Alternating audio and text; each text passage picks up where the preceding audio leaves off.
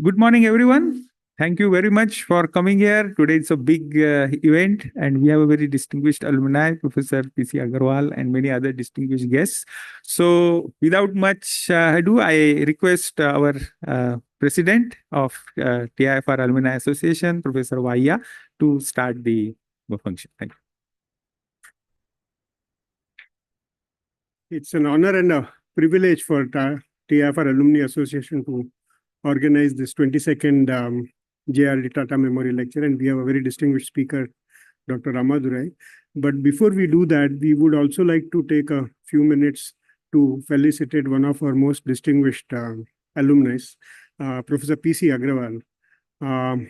Many of you probably may not know about him, but he is the one who initiated and ran the Space Telescope program in India for several years, several decades, and two major achievements were the Indian X-ray Astronomy Telescope and a completely dedicated X-ray satellite that goes under the name of AstroSat. And in view of his outstanding achievements, not only for Indian science, but also for the world science, he was recently felicitated by COSPAR, the Committee on Space Research. It's an international body. To give you an idea about his creativity, when TIFR or India started to have space program, the Americans were way ahead. But they had individual telescopes for each wavelength, gamma rays, X-rays, optical, what you have. And therefore, anytime you looked at an astronomical object, you would essentially see only one wavelength. And eventually, astronomy is like four blind men looking at an elephant. And you had to get a comprehensive picture to get an idea about what can I have that paper, please? A comprehensive idea about what that astronomical object was. So Professor PC Agarwal said that instead of sort of fighting with or competing with America on a single wavelength or a wavelength satellite, he decided to build what was called a multi-wavelength satellite, and that was a unique feature of that time. So the same telescope, same satellite had payloads, everything from optical to some extent infrared, all the way to UV, X-rays, and gamma rays.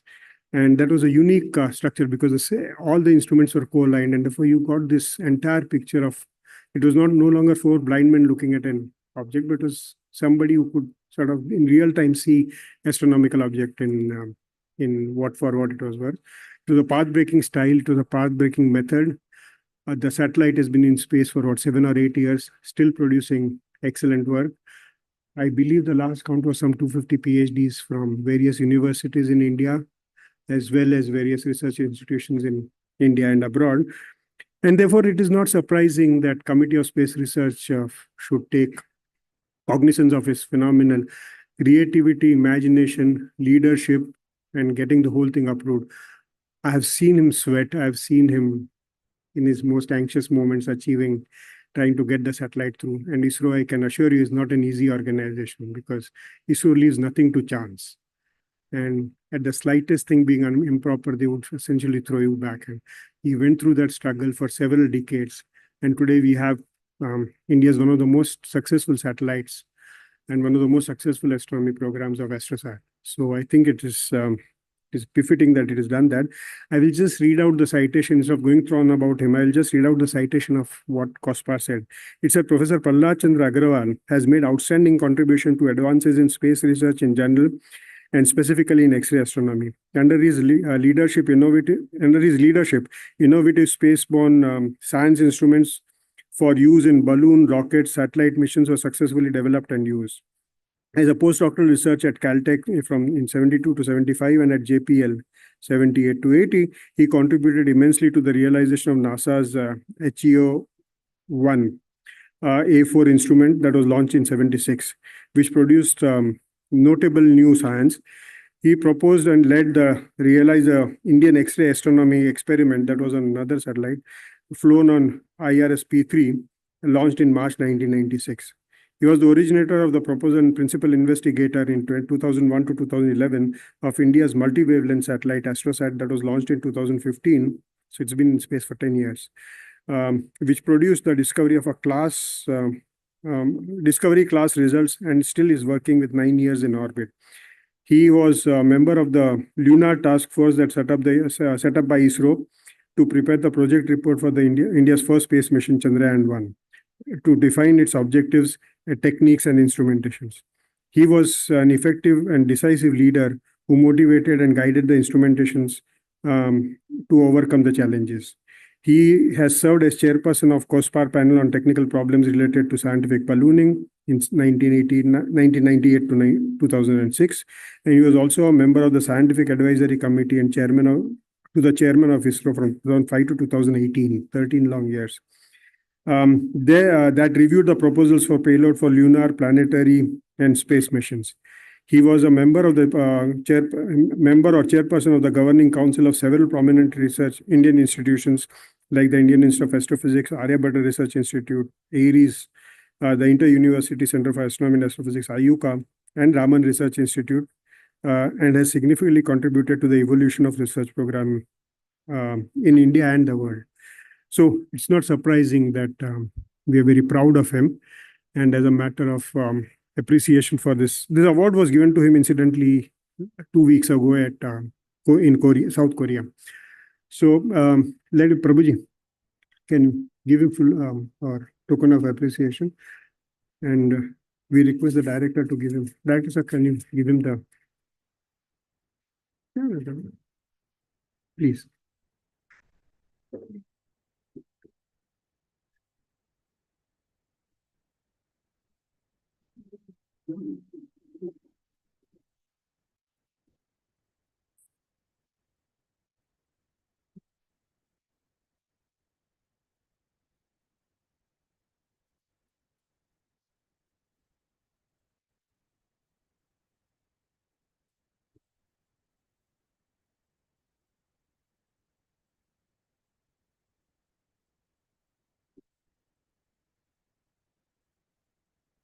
Yeah, very challenging.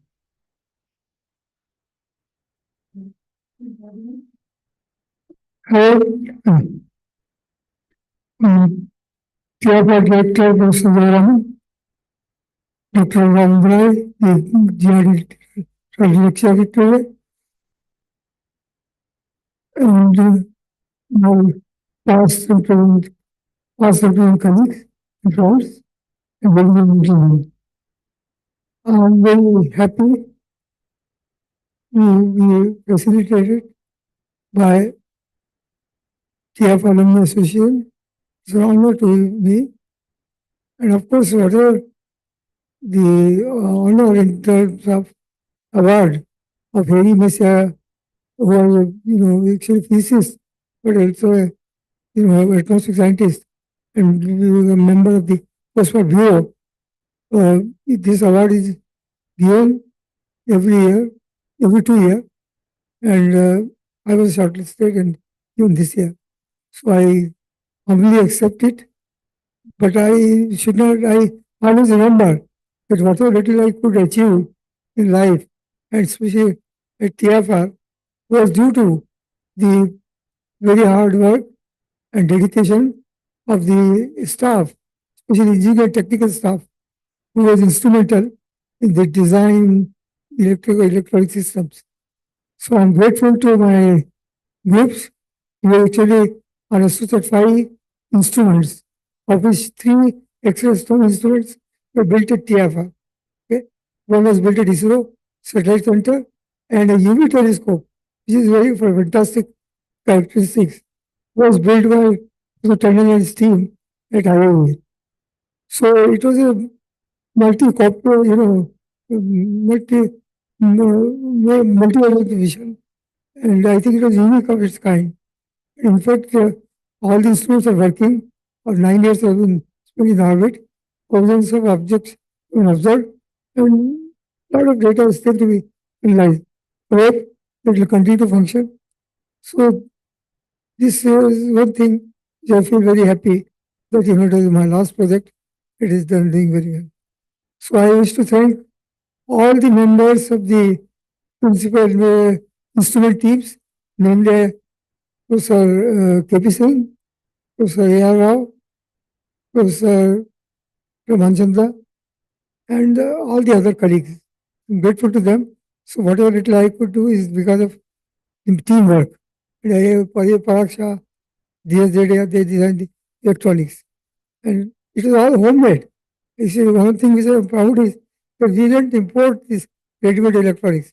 Everything was developed in laboratory, prototype, and converted into the science mission. So thank you all very much. And I, of course, I thank my family who are always very supportive. And that is what I could do. So thank you all very much. And I feel very humbled to be, come here again. I've been able to come only after 5 years because of the COVID and my difficulties. So I am grateful to you. Thank you. Thank you very much.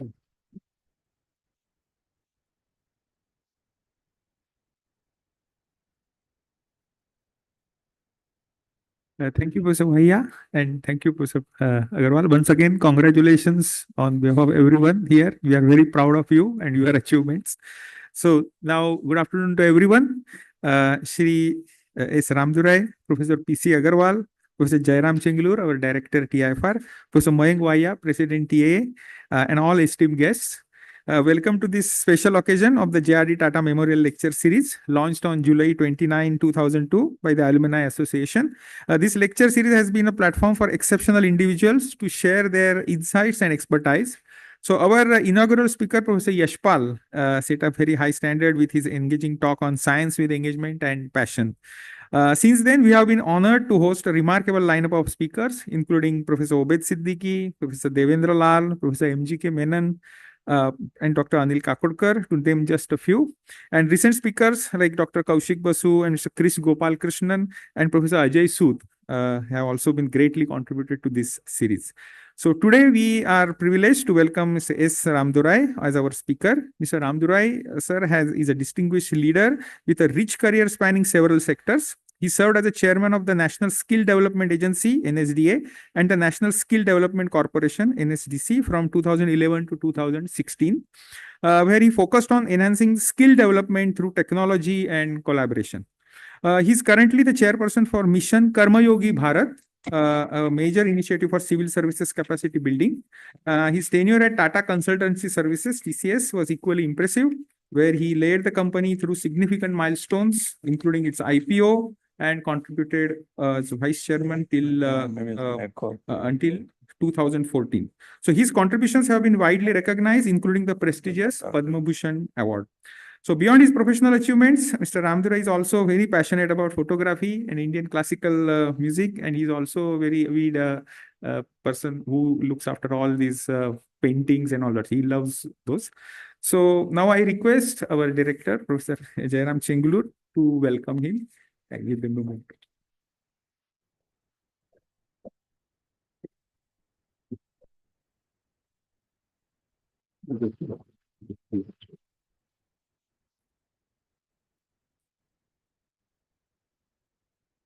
Thank you. Thank you.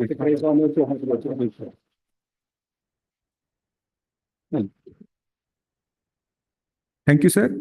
Now, without much ado, I'm honored to invite Mr. S. Ramadorai to deliver today's Tata Lecture.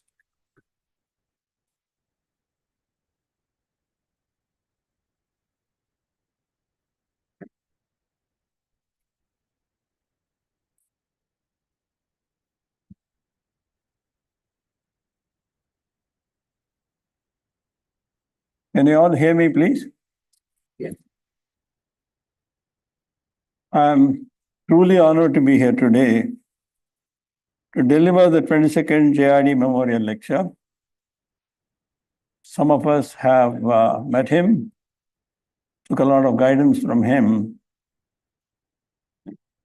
I extend my heartfelt gratitude to Professor Jairam Chenglur, Director, Tata Institute of Fundamental Research, Professor Mayank Bhaiya, President TIFR Alumni Association, and Professor Sri Ganesh Prabhu.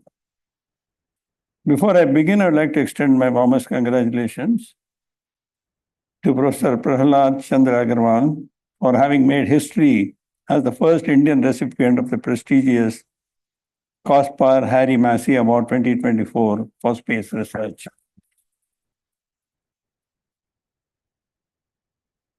This remarkable achievement is a testament to his phenomenal contributions to space research, which we heard, and I wish him and his family the very best. They will also, the context is touch upon a few areas. More importantly, the innovation, collaboration, how it has to play out if you want to realize our vision for 2047. We are also hit by events which are beyond our imagination or control, either geographical issues or man-made victims, which are very tough to grasp, and what happens is anybody's guess. And we need to solve and find solutions to such problems.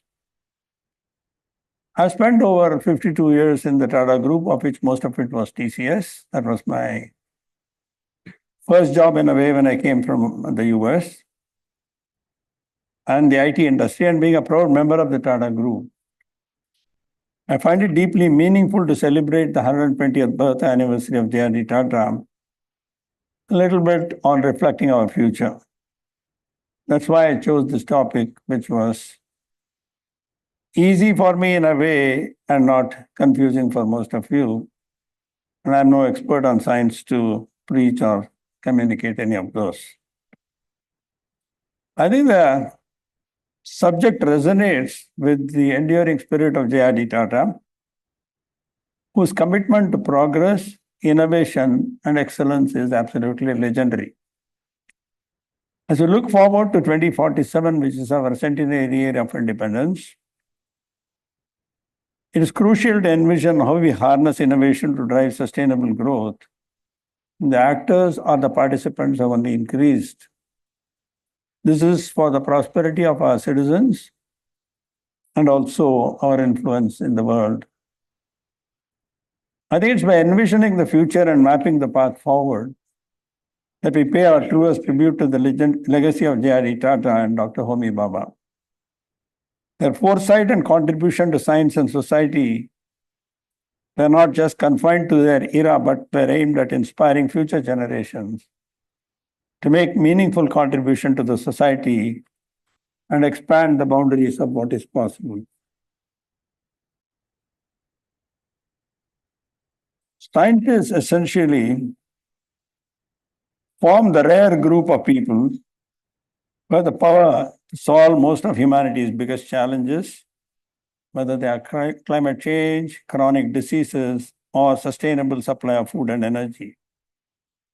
But in recent decades, the scope of innovation has become highly intricate with the proliferation of digital technologies. Future breakthroughs will most likely occur when different humans collaborate and complementary ideas converge. Embracing a multifaceted approach to innovation is vital now and more than ever. We all witnessed this during the COVID-19 pandemic.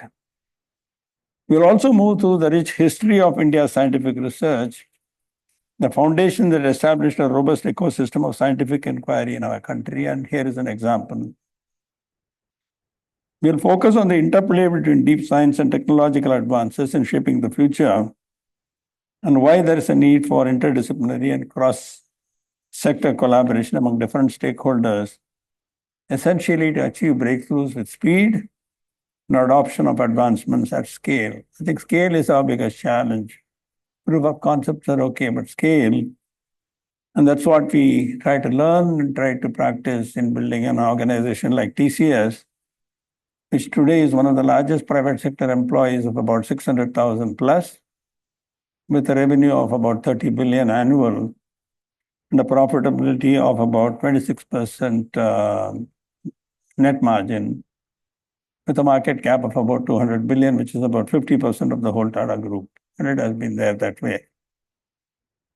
We also want to dwell a little bit on the sustainability as a key theme of our times, because it has become essential for our integration of green ideas and circular economy practices into our innovation agenda. By prioritizing environmental guardianship and social responsibility, we can ensure a resilient and equitable future.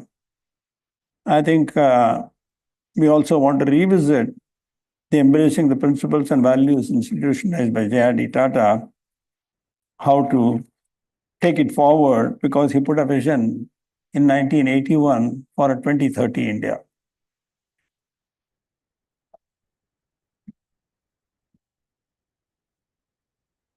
Now, during World War II, the world witnessed the increasingly systematic harnessing of science and technology capabilities to serve strategic and economic goals.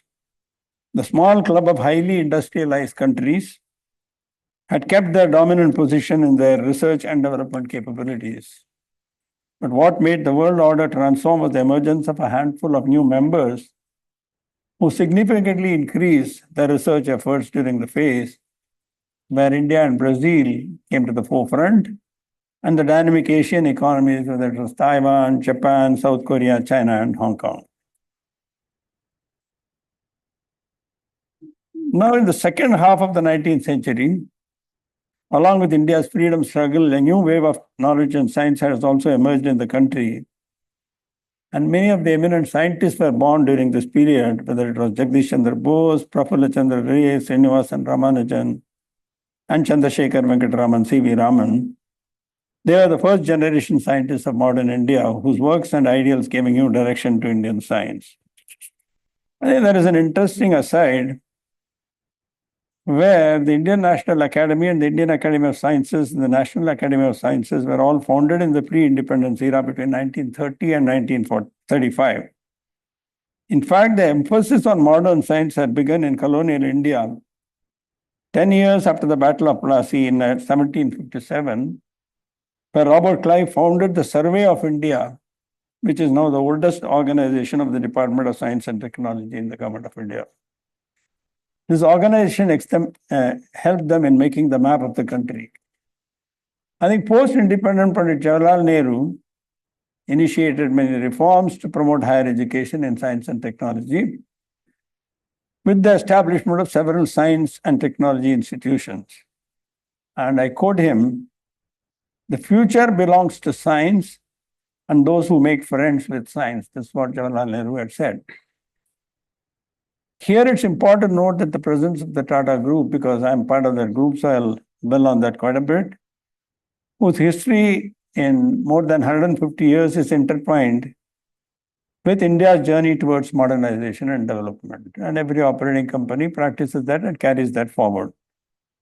The Tata Group contributed significantly to India's industrialization and our own economic development, established ethical practices and philanthropy, and operated prestigious educational research institutions, consequently strengthening the human capital of India, which is one of our biggest challenges with the kind of population and the kind of growing population which we have, and the youth and the average age. I think the Tata Group was founded as a trading company in 1868, and we all must be knowing, before diversing into other sectors like steel, energy, hospitality, etc. I think the Indian Institute of Science was founded in 1909 with its initiative and foresight. I think it continues to embody the concept, namely the group of stakeholder-driven and community-centric capitalism, which is a very, very important one. And we don't, every day we hear about something with the disparity and the thing that is increasing, but the values in this group has always practiced that. And whether it's the Tata Iron and Steel Company, Jamshedpur as an industrial city, or the Tata leadership is an amalgamation of personal values, Hamata, Hukata, and Harshta, good thoughts, good deeds, good words, and good deeds. The national cultural ethos of Dharma, Karma, and Jnana, emphasis on duty-bound action and knowledge. These leadership values are institutionalized in the organization or in the group, and we have various strategic initiatives or institutions like the Tata Trust, Tata Business Excellence Model, and of course, all of us sign what we call as the Tata Code of Conduct. So essentially, the synergy of personal values, national cultural ethos, and organizational strategy is what makes the Tata Group the only brand of its kind. We uphold 5 core values, namely integrity, understanding, excellence, unity, and responsibility.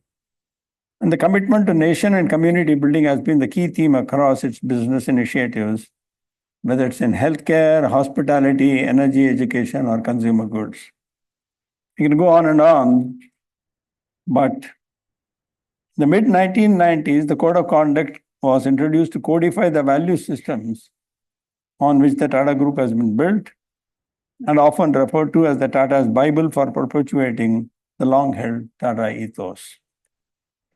I think on the screen what you are seeing is a letter written by JRD Tata on the 15th of August 1947, where he says political independence is only the beginning of freedom. It's only the beginning of freedom. Our freedom will be complete only when it spells for all people, where there'll be freedom from fear and freedom from want. It's therefore up to all of us who can help to reshape the destinies of India, to hold ourselves responsible for the millions of our unhappy countrymen who today even lack the necessities of life.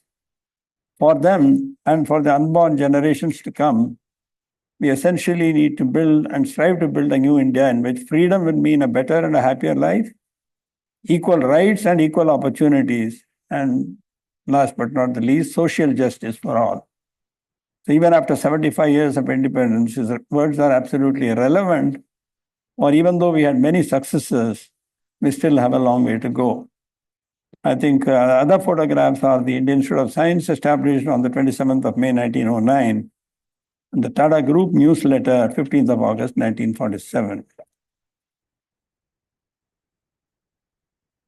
JRD became the chairman of the group at a very, very young age in 1938, at an early age of 34, and was the longest serving chairman of the group.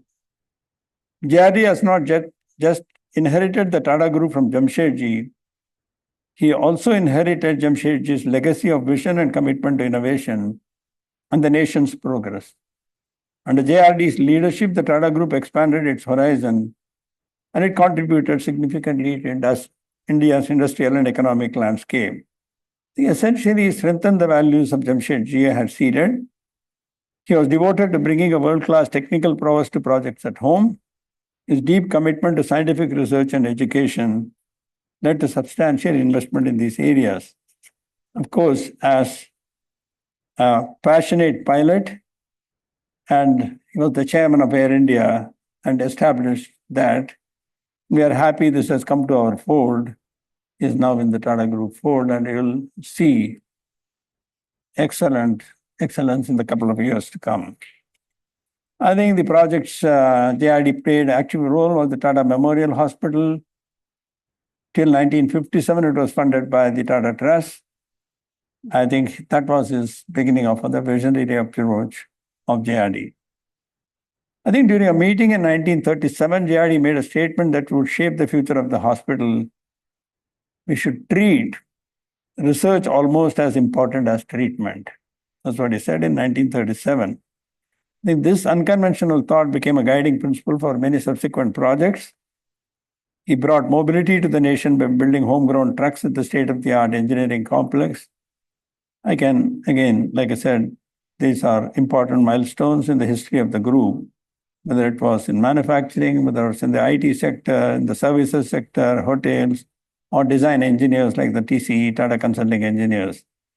I think he also established, as you all know, which you must be experiencing, the National Center for Performing Arts. I think it was JRD's support that enabled Dr. Homi Bhabha to realize his vision of creating world-class scientific research institutions in India. Dr. Bhabha, as you know, being a visionary scientist, that he was, understood the critical role of scientific research in nation building. And in the words of Dr. Bhabha, it's the duty of people like us to stay in our own country and build up outstanding schools of research, such as some of the countries are fortunate to possess. I think some of us came back in the early 65, 70 era and seen how difficult the environment was, but still we kept our focus, build talent, build management capabilities to be of some relevance to the country and to the world, both from a social context as well as from a commercial context.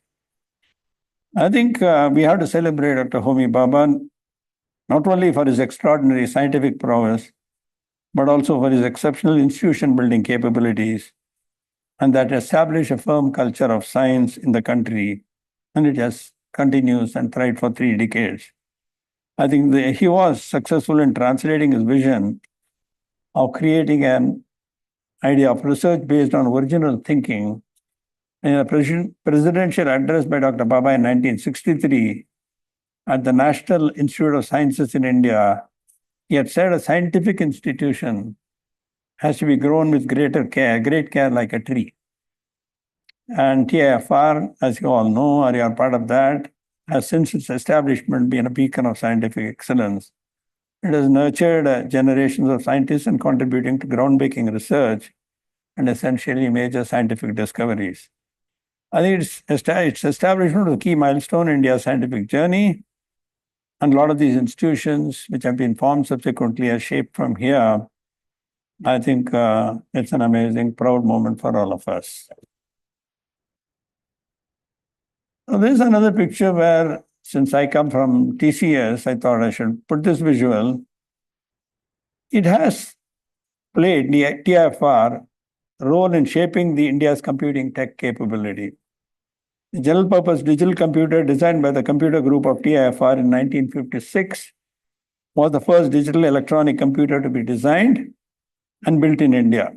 The machine was formally commissioned and later named TIFR, TIFR Automatic Calculator, in 1962 and inaugurated by the then Prime Minister Pandit Jawaharlal Nehru. I think TIFR, on the other hand, procured CDC 3600, which I have visited in 1964 here. And with this, TIFR became the India's National Computation Center. And Mr. Kohli, who was my boss, who was from Tata Power and then came to TCS, was the first. TIFR was among his first encounters with the state-of-the-art computer. He came here. It left a deep impact on him in terms of what a computer could do. I think he recollected his experiences from the mid-60s when he was at the Tata Electric, and he said, then came the installation of the CDC 3600 at TIFR. TIFR said, we'll allow you to use about 20 to 30% of the time for a Tata Electric company. Of course, we did not need that much time, but we did train up people in programming at Tata Electric company based on this computer at the time. The other photograph is very interesting in terms of the Shah of Iran visiting TIFR and JRD Tata and others looking at a tabletop model of TIFR. Not many know that in 1971, TCS won its first overseas assignment in the history of Indian IT from an electric company in Iran called Tavanir.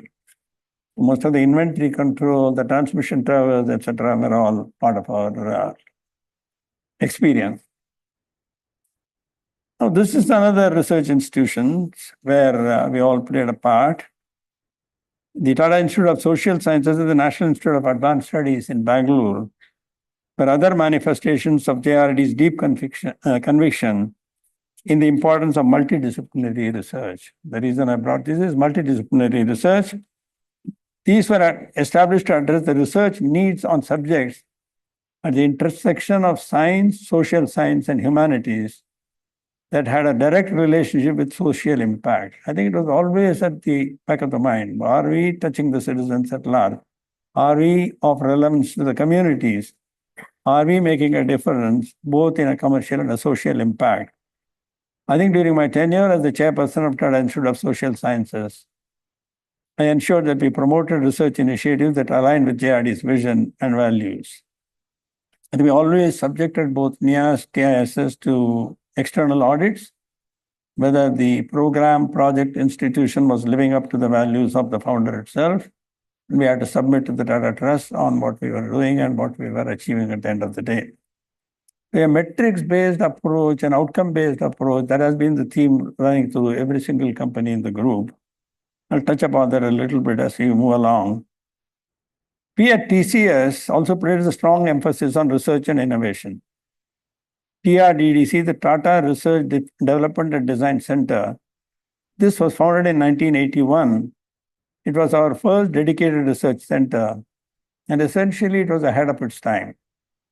whether we imported the computers, whether we invested in human capital, whether we did certain facilities which we created in terms of R&D, we had to do it ahead of the time before it became relevant and not wait for the time and then say we're going to do a catch-up.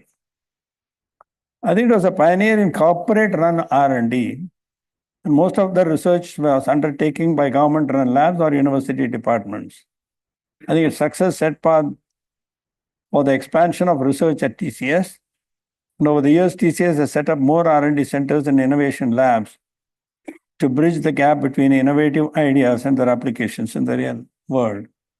The last financial year, which ended in March 2024, the total outlay on the research for that year, namely 23-24, was about 2,700 crores. That's the kind of outlay which we do, not our own internal, but also in partnerships in academic, startups, various other companies, including the Tata companies.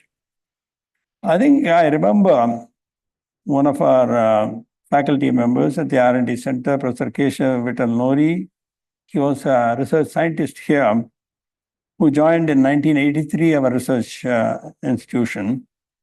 And he did extensive work on language translation technology. He brought with him the expertise from Carnegie Mellon University, a production quality compiler, and how do you do retargetable compilers. We also partnered with the University of Waterloo in the standards as well as in terms of networking, local area networks, which we designed, created, and applied in certain contexts.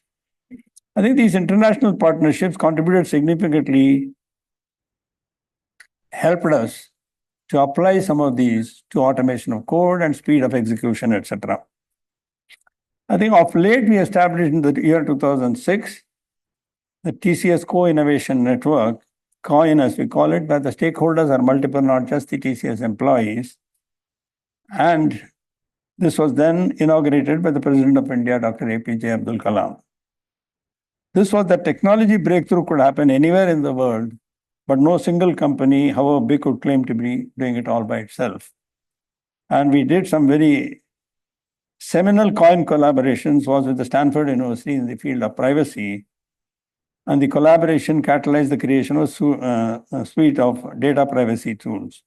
And the partners are startups, like I said, academic institutions, some of the Tata companies, IITs, Indian Institute of Science, etc. But the more important aspect is the research efforts went beyond our core areas of interest.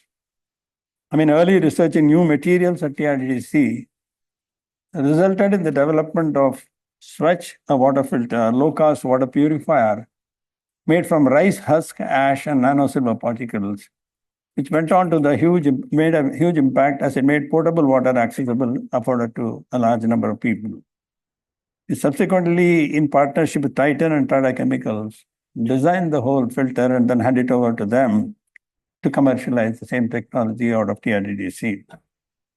I think we are also in the process set up Advanced Technology Center at Hyderabad and Performance Engineering Center in Mumbai, Embedded Systems Group in Bangalore and Kolkata, and the iLab in New Delhi. So there is a distribution of research facilities and a collaboration that happens. I think numerous other examples where the other Tata companies have also done. But research, the point I'm making is research becomes a very important part in collaboration and complementing with their outcome to an input for a production process or an application in a context is always the one which we focus on. So going to the next one. Here, I want to emphasize that I appreciate history as much as I'm a futurist. I firmly believe that we must embrace a forward-looking mindset to ensure that we remain at the forefront of discovery and advancement while building on our accomplishments so far. How do you push the envelope forward? I think human history, after all, is the coming together of human ingenuity, and a failure of one can fit the puzzle of success for another, creating something new that allows humanity to continue evolving to the next level. And we all have to remember that it's not just Galileo or Newton who have defined the world as we live in today. It's also thousands of others, some known, some lesser known, some nameless. who dare to seek answers and explore new horizons, either through success or through failure, who kept humanity moving forward. I think humanity builds upon the shoulders of those who dare to know and create the unknown, and our collective focus must be on the future of innovation. As part of our 29th July JRD Awards, which has been there after his demise, we used to have an award called Those That Dare to Try But Failed. So it's not just the awards for the winners, but also those who dare to try. We select a few of them and then award them as well. Now this one, India holds the 40th rank out of 132 economies. The data, according to the Global Innovation Index 2023, rankings published by the World Intellectual Property Organization called WIPO. We have been on a rising trajectory over the past several years in the Global Innovation Index. The consistent improvement in the GI ranking is owing to the immense knowledge capital that we have built over the years. And the image we see India as the most innovative economy in Central and Southern Asia, and most innovative economy under the low middle income category worldwide. That's what this chart tries to say. Now see the science and technology clusters. India also has the densest science and technology cluster points according to the World Intellectual Property Organization Statistics Database of 2023. Signifies a monumental advantage in driving innovation. And now it connects with the locations where we have set up our R&D centers. So all the groups and major centers, whether it's in Bangalore, Mumbai, Delhi, Chennai, and connection with the academic institutions to harness our diverse knowledge ecosystem that comprises the confluence of world-class research institutions, established industry players, and thriving startups. And all I'm saying is, which I keep pushing, even though I'm not a part of the institution anymore, TCS, that we must foster greater partnerships and collaborative networks so that we work towards a unified vision for the nation. I think we need to have agility and scale. And with the emerging digital technologies like AI, we have means to bring more synergy and streamline collaboration to the existing knowledge ecosystem. I did say about the TCS total R&D expenditure rose to 2,751 crores, and it was a 10% increase from the 2,500 crores spent in the previous year.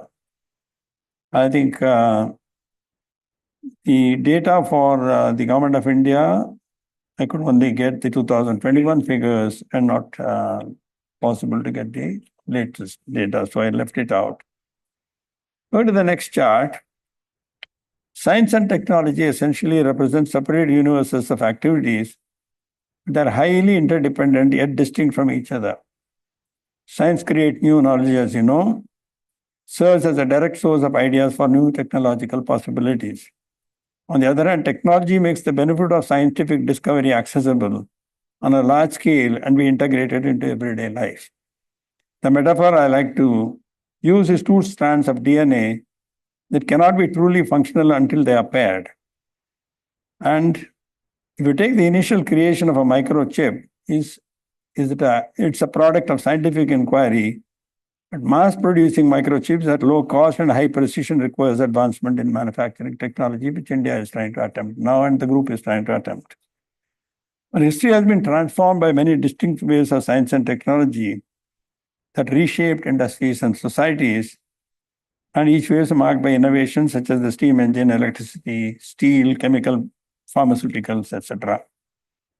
I think we are experiencing today the peak of digital age, characterized by the proliferation of digital technology and the growing influence of AI, IoT, big data, and the other Industry 4.0 technologies. Yes, you do hear problems of monopolies, Google being the latest example. But I think with innovation comes some of these challenges, with growth comes some of these challenges, with acquisition, these come with some of the challenges. Simultaneously, we are on the cusp of a deep science wave. It promises to revolutionize various sectors through breakthroughs, whether it's biotechnology, nanotechnology, health sciences, and new materials. And these advancements will have far-reaching applications: affordable healthcare, agriculture, energy transportation, and so on. As the digital wave progresses, we will see the integration of AI in deep science research, unlocking efficiency levels like never before. It's imperative to focus on these two waves to understand the direction which we are moving and essentially to raise and realize our maximum potential. I think there are examples within the group where Tata Elxsi, Tata Motors, or a Biocon, or international context, GE, Intel, IBM, Pfizer, Moderna, etc. And we work with these customers and learn a lot, and both as a contract as well as giving some ideas to push or from digitalization or computer programming efforts. I think I've captured some of the new possibilities for India in the domain of AI, hardware, and synthetic biology in my recent op-eds in the Financial Express. I think these are some areas for the future which how they can transform, and I saw as part of our research initiatives. Biology, synthetic biology was one of the core elements of TIFR and its focus. I think when we see this, it's predictable that the concurrent waves of digital and deep science will have far-reaching implications across sectors. That's the more important part. I think genetics, biology, nanotechnology, regenerative machine and brain research and pain management, the life sciences and the healthcare sector will undergo significant transformation. One of the things through the non-profits which you work is how do you bring affordable healthcare? And a simple one through a foundation called the I Hear Foundation. The newly born children to 4 or 5 years old, our country has a deafness of about 4 to 5 lakh children. How do you address this problem? Even to simply measure or to know whether the child is deaf at the birth, and also how do you codify it to make sure that the treatment to the ear, whether it is a cochlear implant or any other invasive surgeries, can be done. Otherwise, so many of the children go unattended. They see some things which we see, a manufacturing or distribution or marketing or enabling that through the various channels is what the Tata Group would do. But the basic research may come from practitioners and or manufacturing designers, etc. That's where the startup ecosystem plays. I think the energy sector, again, number of innovations in green hydrogen, renewable energy, energy storage and carbon capture solutions and fusion technologies, and clean technology and cleaner technology and carbon emissions lower, etc. And the reason I'm saying that is how we measure, I'll come back to that within the group itself. I think again, here, we look at the agri-food sector, I think we need breakthroughs with more deep science breakthroughs and new generation sequencing, self-fertilizing crops, or precision farming and smart fertilizers, advanced packaging and the lab-grown meat, high nutrition foods and total recycling, promising sustainable and efficient food production. I think sugar, diabetes, we become the diabetes capital of the world. So how are we going to address some of these challenges at a scale which is unimaginable? Scale is our problem, and affordable healthcare, affordable access to anything is very important. And inclusivity is the other point which I wanted to share with this. And again, if you take the mobility sector, whether it's electric batteries, new materials for energy storage, autonomous vehicles or electric vehicles, electric aviation and tunneling solutions offering greener and more efficient transportation systems. The charging infrastructure, even today, you might have said, Tata's and some other companies are going to invest heavily in EV charging infrastructure.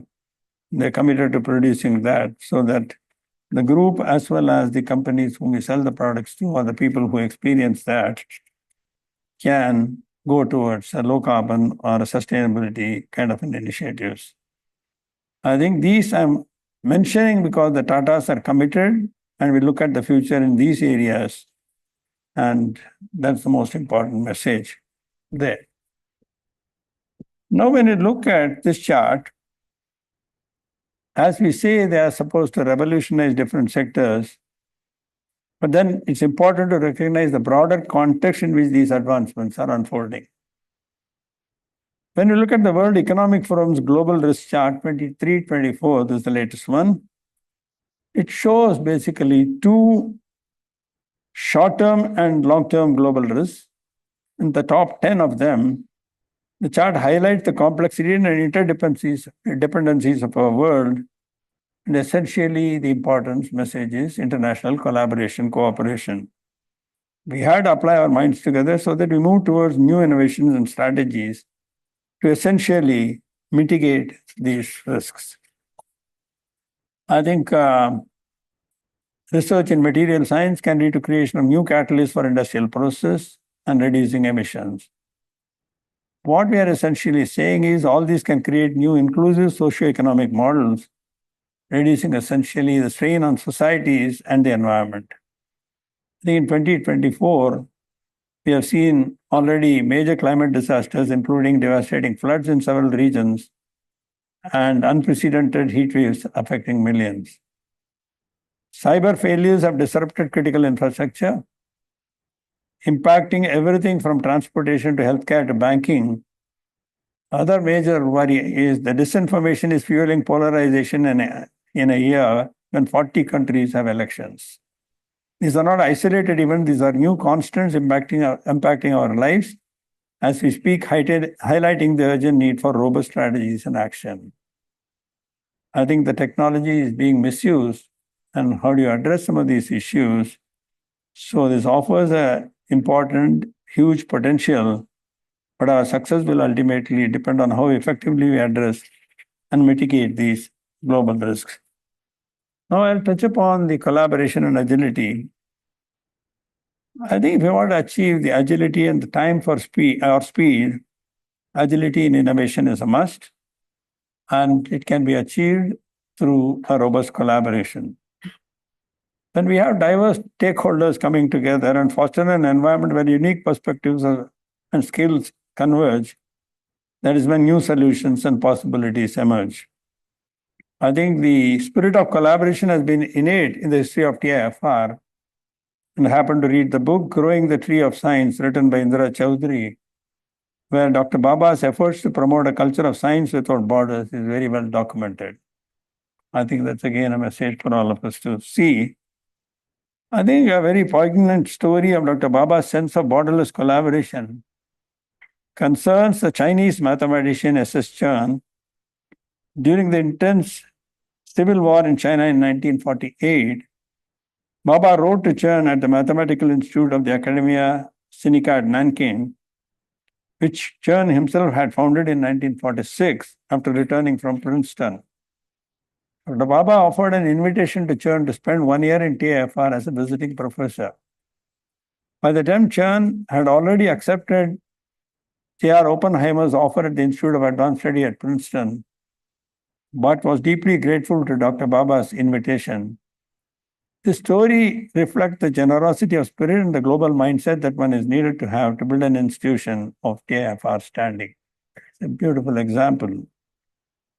I think my own understanding, I don't know that this one, Dr. Baba also extended an invitation to Richard Feynman in 1952 to spend a couple of years at TIFR as a professor of theoretical physics, which Feynman declined. But that's again, we could pick some of these snippets from the Tata Central Archives in Pune. I sent my team to there to get some things which are extremely important, relevant. I think promoting borderless science at TIFR was shaped by own reflections on the career of I talked about it, my wife's uncle, Professor Sundaresan Narayanan, who spent 42 years here as a researcher. And his work were in the fields of diverse as cosmic rays, gamma ray astronomy, particle physics, and mathematics, and his career were marked by numerous international collaborations. What struck me most deeply was not the breadth of his research, but the way TIFR facilitated and encouraged his expansive inquiry. We at TCS collaborated with him at several instances. One interesting project being computer-aided design of complex Polam Darangolis based on Fibonacci numbers. We collaborated with him also on the cybersecurity, and his published papers have been digitized completely by TCS and given to Dr. Narayan when he was at the age of 81. He passed away a couple of years ago. But I think this culture of intellectual freedom, openness, and cross-border collaboration is what has been a defining aspect of TIFR's and the Tata Group's legacy, something we must remember, preserve, and propagate. And that's what we need for the kind of problems we need to address in the scales at which. This is just multiple ways for research collaboration. All of you must be knowing this. A recent triumph with the Chandrayaan-3 mission, where Tata Consulting Engineers also participated in other number of private players. I think Google's collaboration with the consortium of cybersecurity clinics represented a remarkable example of how industry partnerships can address emerging challenges. I think they are enhancing the cybersecurity education and developing new strategies to protect against cyber threats. They also have a collaboration between Google Health and Stanford Medicine. And these are all examples. And recently, we have entered into a strategic partnership with the IIT Bombay in the month of May in 2024 to develop India's first quantum diamond microchip imager. This venture is poised to unlock new levels of precision in the examination of semiconductor chips, reduce the chip failures, and improve the energy efficiency of electronic devices. I just wanted to talk about the startup community here.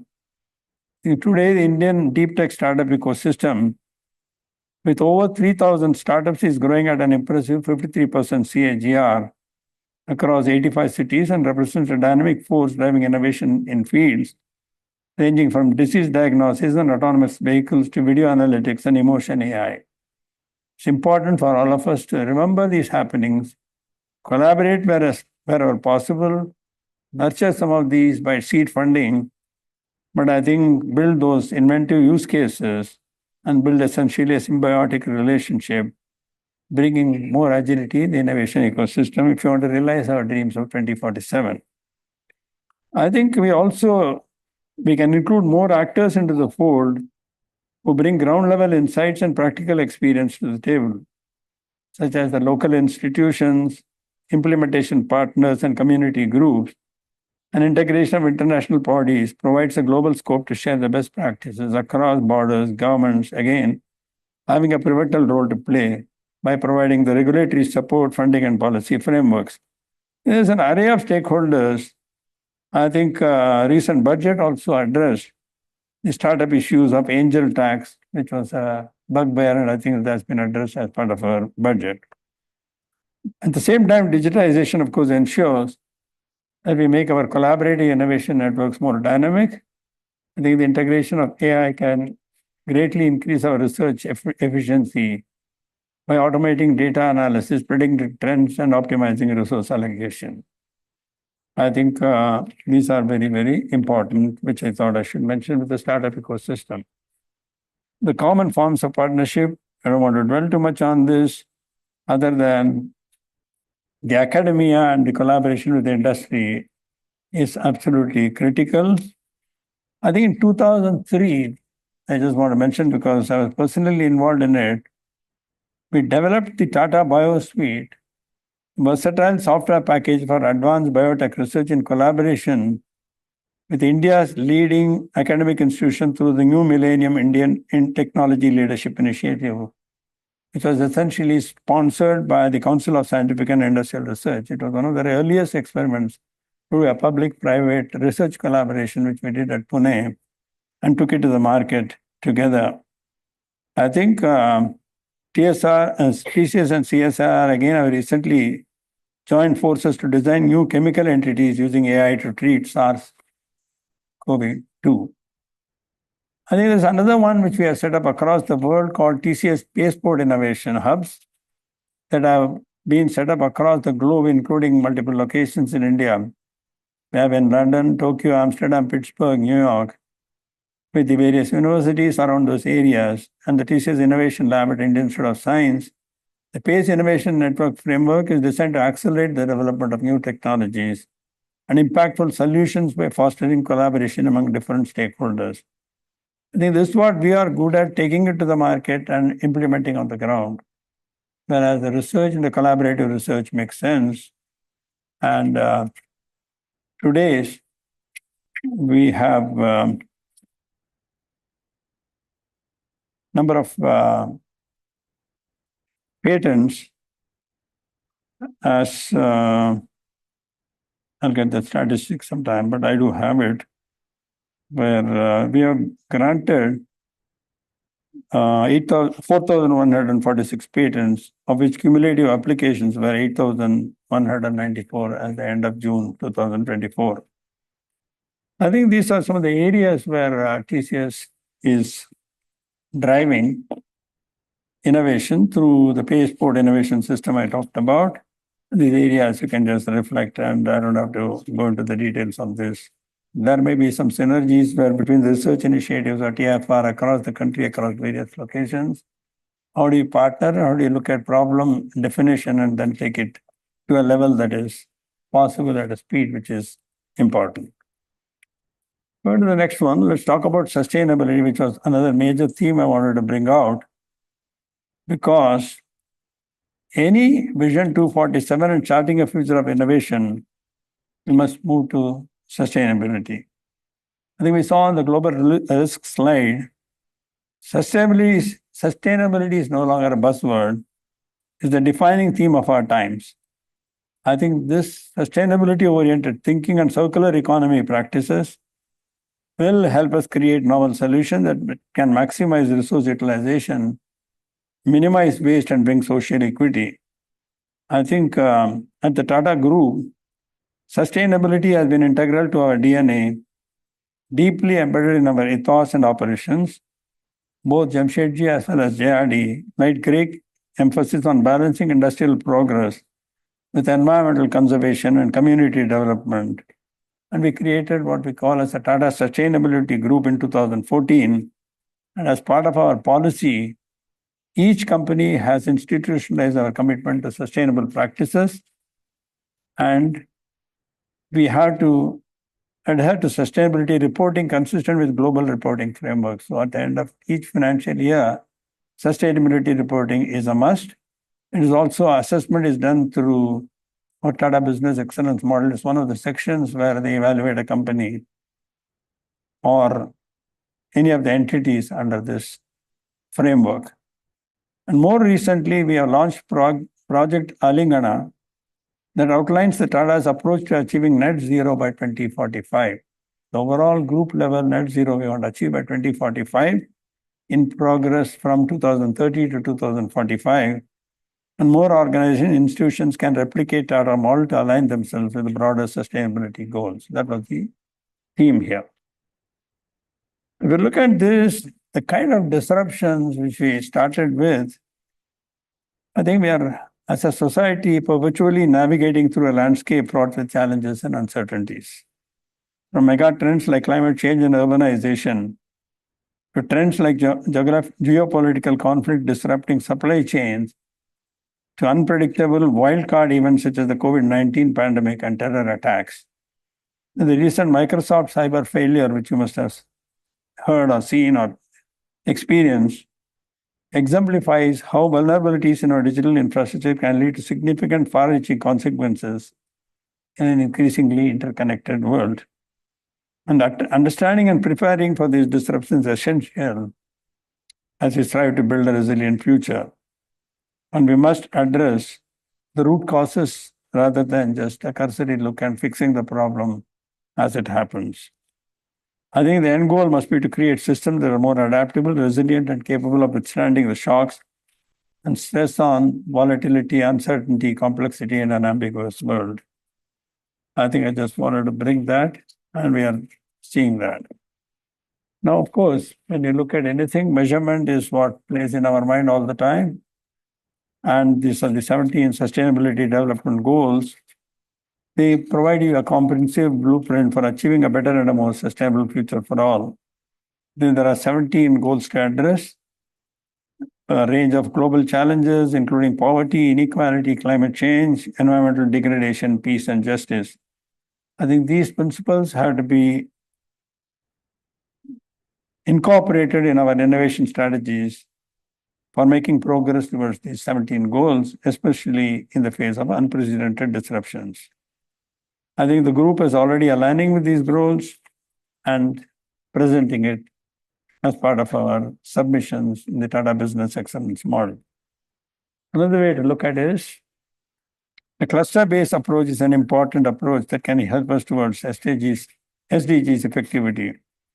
It not only enhances problem solving, but also maximizes resource utilization. So if there is a health cluster, culture, creativity, inclusive societies, or a civil security, I think these are all essential to make sure the problem is addressable, it is very focused, the right partners come, very similar to the Gavi, the Vaccine Alliance, which includes the public-private sectors.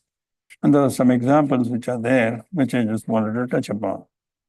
When system thinking has been central to our well-being, we started this way back in the 85-90 era, and we brought in leading system thinkers like J. Forrester, who came from electrical engineering background, and then popularized by Peter Senge in a seminal book, The Fifth Discipline, who taught at MIT, and we attended some of the programs in the year I'm talking about, 2003, 2004, etc.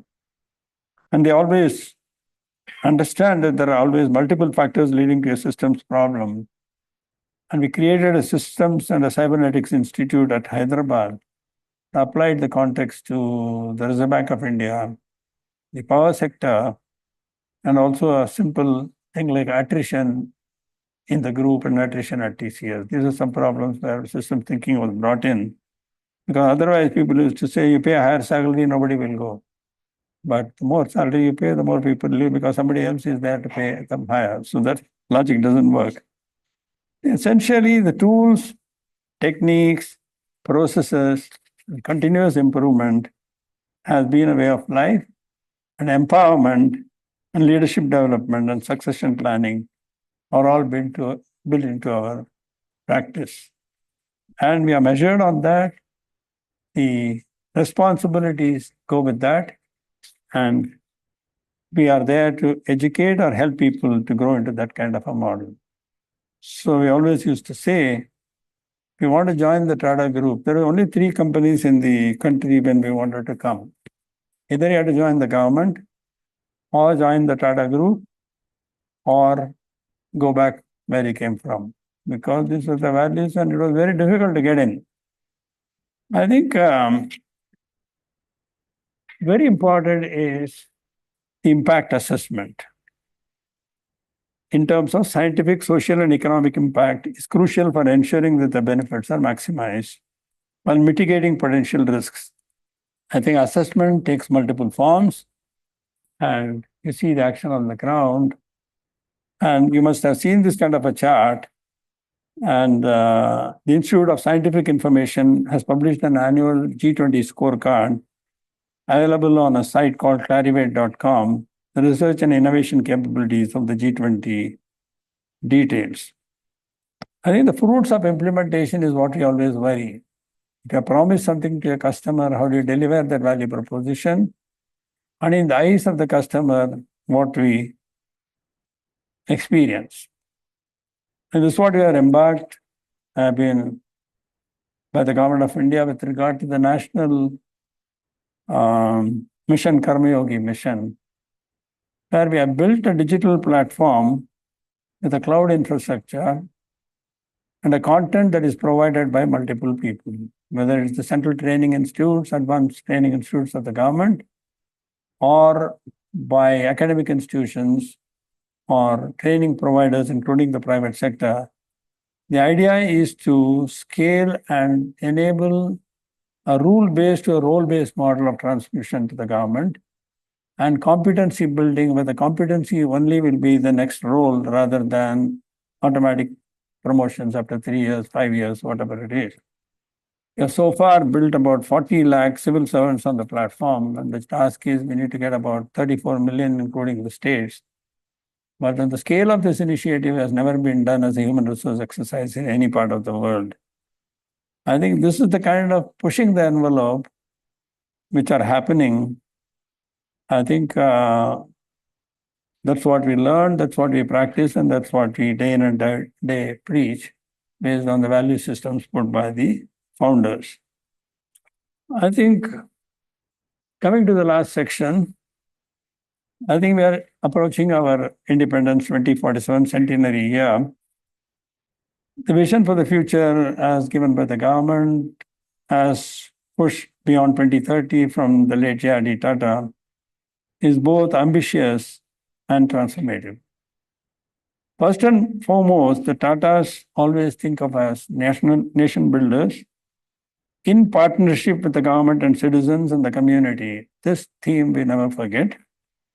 Sustainability has been added into the community at the center, which means, like I said, people, processes, technology, innovation partnerships, and a very data-driven approach and a continuous improvement. This is what is our feedback system, which works every day.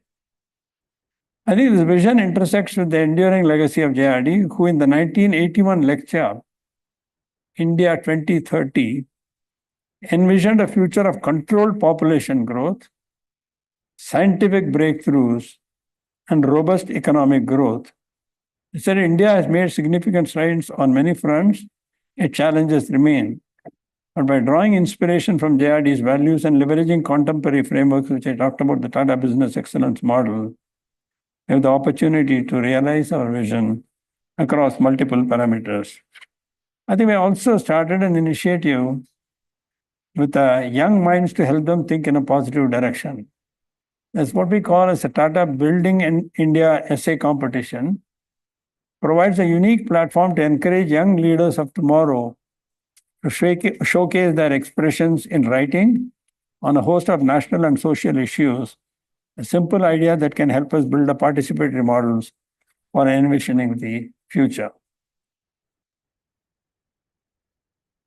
Here, just articulating some of those in 2047, citizens at the center, and the numbers you know, we want to create a $35 trillion economy. The government has put these, enhancing digital connectivity for all citizens and promoting a sustainable development.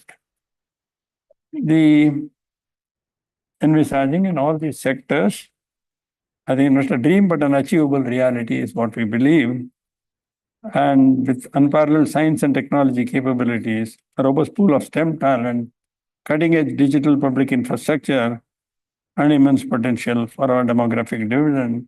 But we have to take it to the remotest part of the country to make sure these innovations or innovation happens there and application happens. The implementation is critical for turning policy frameworks into tangible outcomes. Well, we already have a strong policy framework. What we need is simplification of policies and focus on implementation and large-scale adoption that touches the life of every Indian. I think the Tata Group's success over the 150 years is a testament to the power of effective implementation, unwavering focus on outcomes. I think JRD was deeply passionate about implementation of ideas, something that was main driving force for his success. As a thinking community, we all bear the responsibility in our own way for realizing India's vision of 2047, and we must work towards ideas not being just conceived but executed effectively for the greater good. I think as JRD Tata once said, uncommon thinkers reuse what common thinkers refuse, reminding us to continuously innovate and strive for excellence. And these are some profound words which he covered. I think this is happening as we speak, the digital public infrastructure, where we want to become citizen public infrastructure for the world, for public good. And this can be India's contribution through the global south and taking it to the other parts of the world. We are considered as a leader here. So population scale projects, Aadhaar, UPI, CoWIN, ONDC, DigiLocker, which are made paperless, cashless, and presence-less services available, and potential for further innovation and digitization across sectors, like we articulated, whether it's healthcare, education, etc.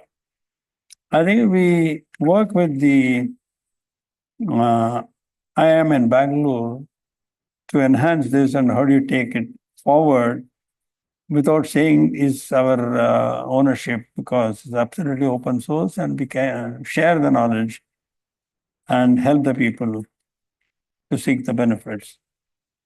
So this is a small worldview of 1 and 2. This interesting table contrasts two different worldviews, essentially worldview 1 and a worldview 2. And before we end the session, I thought it'd be interesting to bring this up and we could have a bit of fun. It's a greater way to see which worldview we align and more closely. Let us take a few moments to go through it together and to discover whether you lean towards worldview 1 or worldview 2. And if we consider each of the parameters, one is worldview 1, economic focus, prioritize GDP and growth metrics, details oriented. Focus on sustainability and the big picture oriented. Measuring the world, value quantitative indicators, numerical data, tangible gains, or value qualitative indicators, collective well-being, intangible gains. Policy and reform, support policies that grow the pie and distribute the benefit. Support policies that promote decentralized growth and create opportunities for inclusive development. Inclusion approach prioritizes individually, uses a one-size-fits-all approach, or emphasizes community participation and seeks diverse and network solutions. Governance style operates with a top-down approach like a conductor leading an orchestra, or uses a collaborative, flexible approach like a jazz leader working with others. Organization style, centralized and hierarchical, or networked and collaborative. Leadership style, like hedgehogs, has a single and a clear focus, like foxes, adaptable and diverse. Science and nature, controlling and redefining nature, harmony with nature. And innovation goals, intellectual property and reward-oriented action, or open source knowledge, affordable and accessible innovations. I would like to hear what you people, whether you all align with worldview 1 or a worldview 2. I think it's important to note that no one size fits all in any worldview, because our perspectives are shaped by complex mix of experiences, beliefs and values that often overlap and evolve. Now, if you are more aligned with worldview 1, it's important to understand that while worldview 1 emphasizes large-scale economic growth and control, which has its benefits, also poses a host of limitations in creating equitable and sustainable solutions and societies. If you are more aligned with worldview 2, I would like to congratulate you, for this is the perspective that is crucial for building a sustainable and inclusive future. By focusing on the well-being of the community and by valuing harmony with nature, diverse solution, flexible leadership and collaboration, we can better address the existing global challenges and work towards a more equitable world. This is what we believe in, this is what we practice, this is what personally I value. To sum up, if you connect everything that we have discussed in this session, you'll see that visionaries like JRD Tata and Dr. Baba have always been more aligned with worldview 2. The legacy was grounded in the principles of innovation, inclusion, and sustainability. So this vision of creating opportunities, fostering community development, and striving for a balanced relationship with nature and people that we must take forward. I think I'd like to share an important yet seemingly unrelated thought about the role of art and culture in shaping our perspectives. Art and culture offers us unique lenses through which we can view and understand the world, and TIFR is a living example. As we know, both JRD Tata and Dr. Homi Bhabha had a profound appreciation for the art. As someone who also had a deep interest in music and art, I believe that dedicating part of our lives to appreciating art can enrich our perspectives and foster creativity. Moreover, India's standing as a knowledge economy is bolstered by its rich cultural heritage and soft power. By valuing art, we not only honor our legacy, but also enhance our capacity for imaginative and holistic thinking in all areas of life. Lastly, I would like to reflect my interaction with JRD. I recall his profound insights and unwavering belief in adaptability and resilience. He understood that the path to progress is not linear and that setbacks are part of the journey. His approach was always about finding innovative solutions to challenges and fostering a culture of continuous improvement. JRD would have seen the current trajectory as a continuation of the foundational work he championed. It would have urged us to harness our innovative spirit, build on our achievements, and address contemporary challenges with the same determination and foresight, and would have emphasized the importance of integrating scientific research with technological advancements to create essentially a sustainable and inclusive future. Moreover, JRD would have understood the need for ethical leadership, social responsibility, and a commitment to excellence as the cornerstones for the nation's progress. Remembering his principles of life will help us on our journey forward. And finally, I would like to end by wishing you all a very happy Independence Day on the 15th of August. India's Vision 2047 represents a bold and transformative goal for the nation. To work towards 2047, let us draw inspiration from JRD's ideals and work collectively to build a future where India stands as a global leader, thriving on the strength of its people, resources, and ingenuity. As JRD aptly stated, no success or achievement in material terms is worthwhile unless it serves the needs or interests of the country and its people and is achieved by fair and honest means. Thank you so much for giving me this opportunity.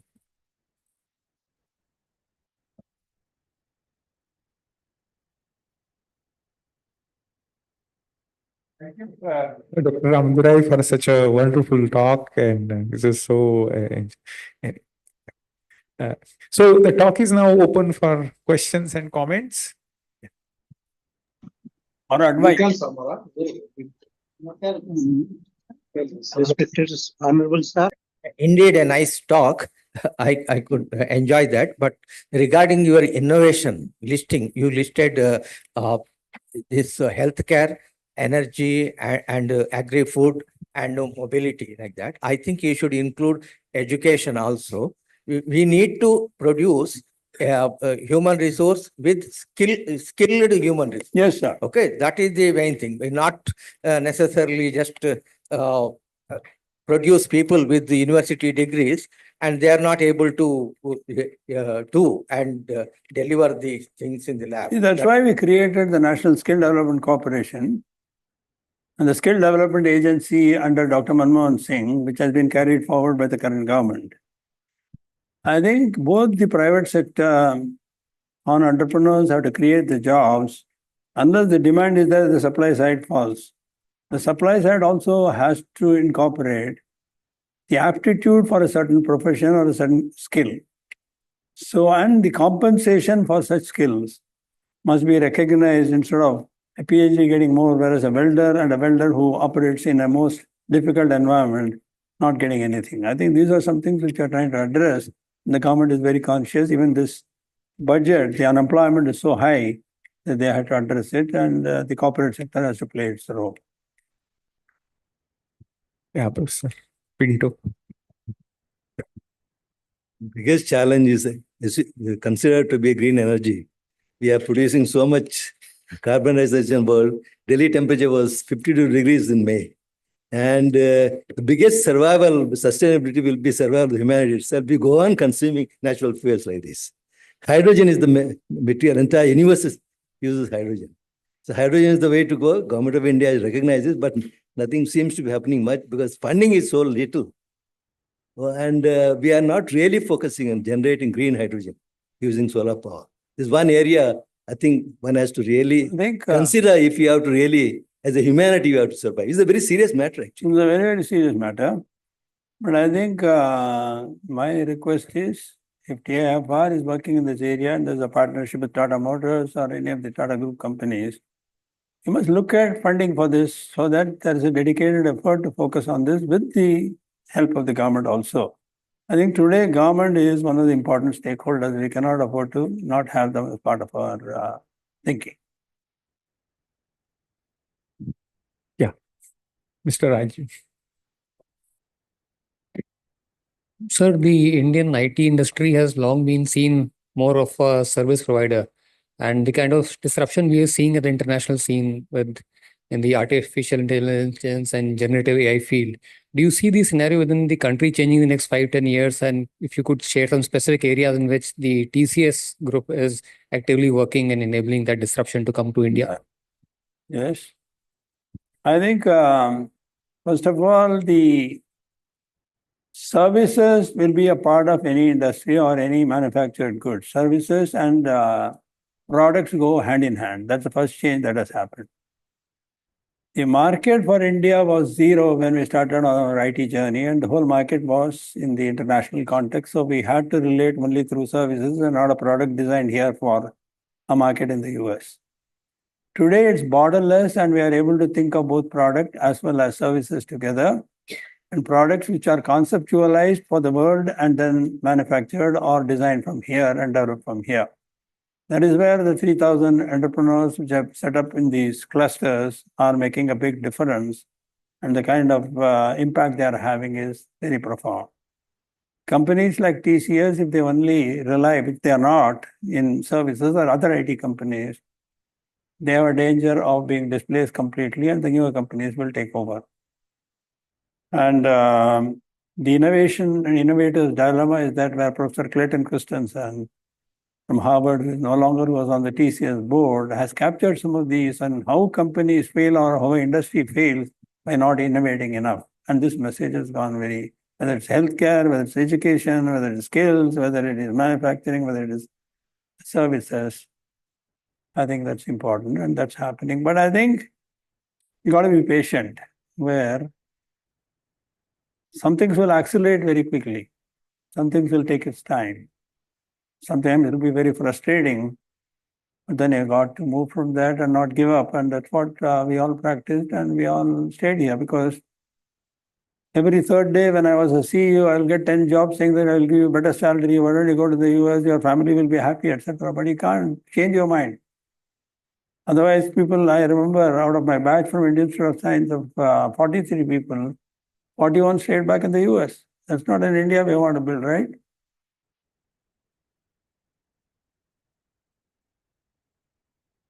Are there any director?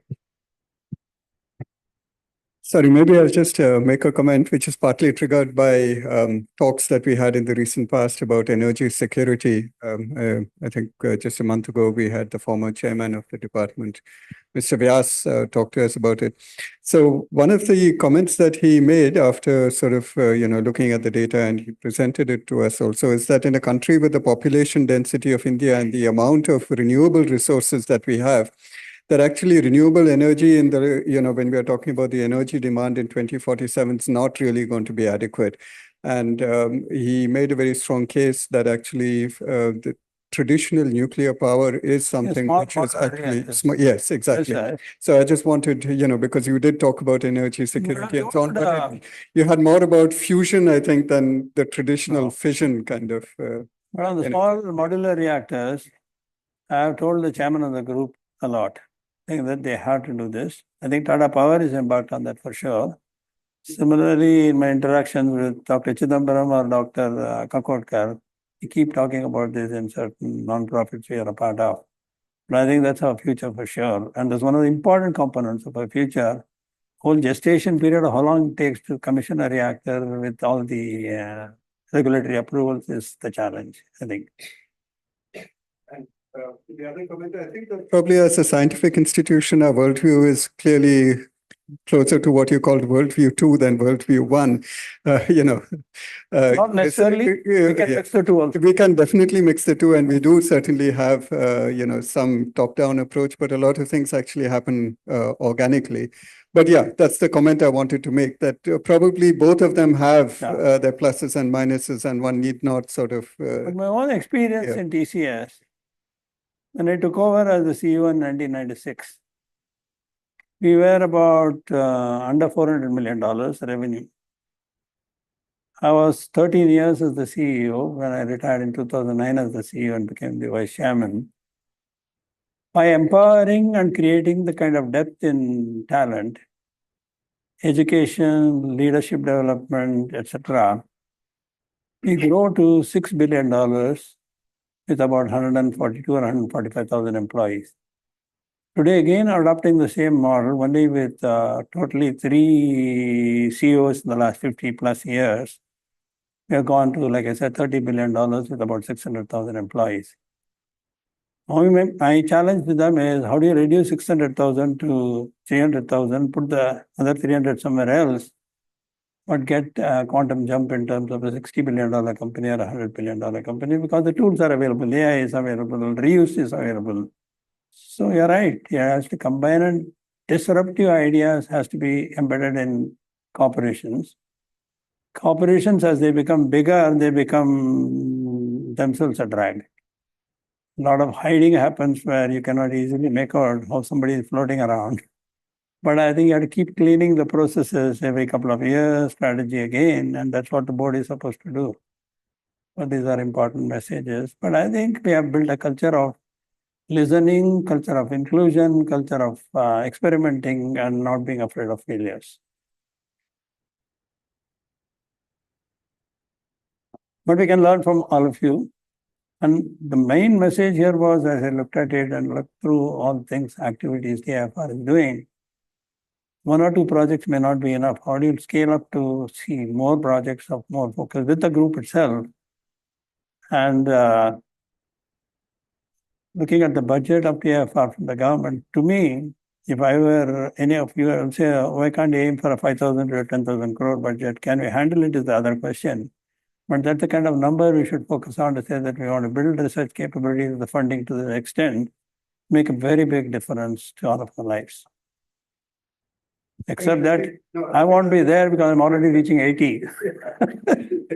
No, thank you. I think we would be very happy with those numbers, but the question you asked, can we spend it, is a good one. And because I think these two things have to go hand in hand. Exactly. That the capacity to spend depends on your, on the ways in which you are permitted to spend. So I think some reform on both sides is probably needed. And even that is a area of exploration, to say that how do you, that kind of an allocation, how do you allocate the resources? I agree completely. Yeah, so if there are no more questions, I have just one last question. I mean, rather your comment on that. Right now, everything is getting affected by the artificial intelligence. So, any comment on that? That how do you see this in the next 25 years? It will displace some jobs for sure, which is repetitive, which can be done by the bots rather than human beings. But I have given a challenge to one of the group companies to say that, why don't you replace the CEO with a bot? Good work. Yeah. And she took it very seriously, saying that, that's a good idea, sir, I will try. Let's see. Yeah. So, yeah, Kausalya, just 1 minute.